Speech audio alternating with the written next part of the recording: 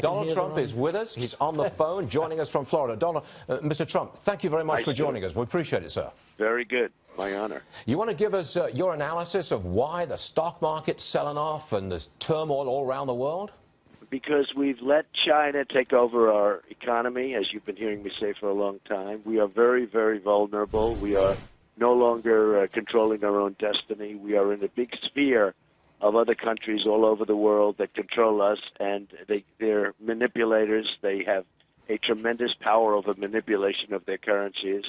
And we are into that web, and even though we're not manipulators, because we're not smart enough to be manipulators, believe me, our leaders are not smart enough, we are nevertheless in the manipulation business because of the fact that some of the great money changers of all time are people that we're very well, we're wedded with them. And China would be number one. Japan is doing a tremendous number on us now. Japan is back from the standpoint of Abe is doing a very good job there, and their currency devaluations have been very serious.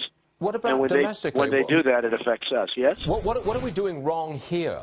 You're saying it's China, it's Japan, and maybe Mexico that's hurting us. What are we doing to ourselves? Mexico, by the way, is killing us.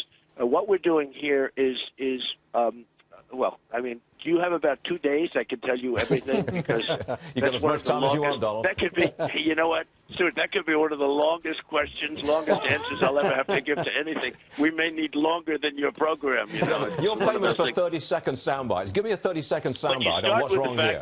Stuart, you start with the fact that we're allowing other countries to take our businesses out of this country. If you look at the businesses that we've lost, it's vast. It's vast. It's countries. We've lost countries.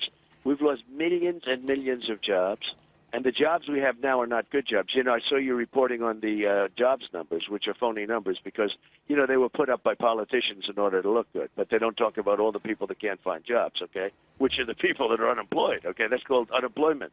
Well, you told Bill O'Reilly that you think the unemployment rate is 25%.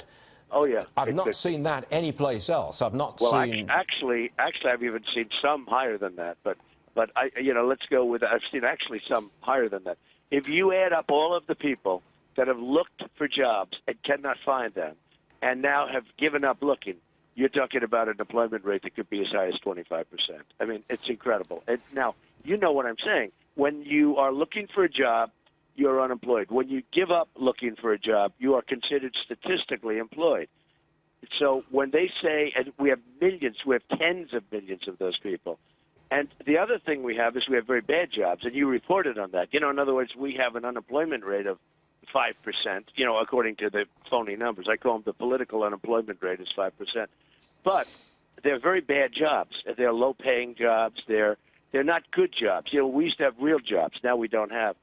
So many of when I was in New Hampshire, where we had a very great experience, frankly, but I look at these old factories, and some of them are empty, but some of them are converted to senior citizen housing and things like that. And senior citizen housing is wonderful, but it's not a job-producing thing. It's not a factory that's producing 5,000 jobs within the walls of the factory. What would you do about it, Donald? Apart from opposing China and Japan and Mexico, what would you do about it domestically? You have to bring the jobs. Yeah, you have to bring the jobs back here. One of the things we're going to do about it is lower taxes.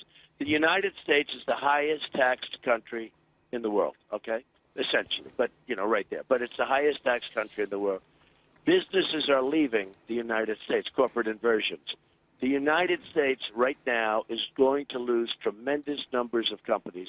You saw where Pfizer just announced. You saw where other, large respected companies are announcing and have just announced. But Pfizer's moving to Ireland because they get lower taxes and other reasons. And they want to get their money back.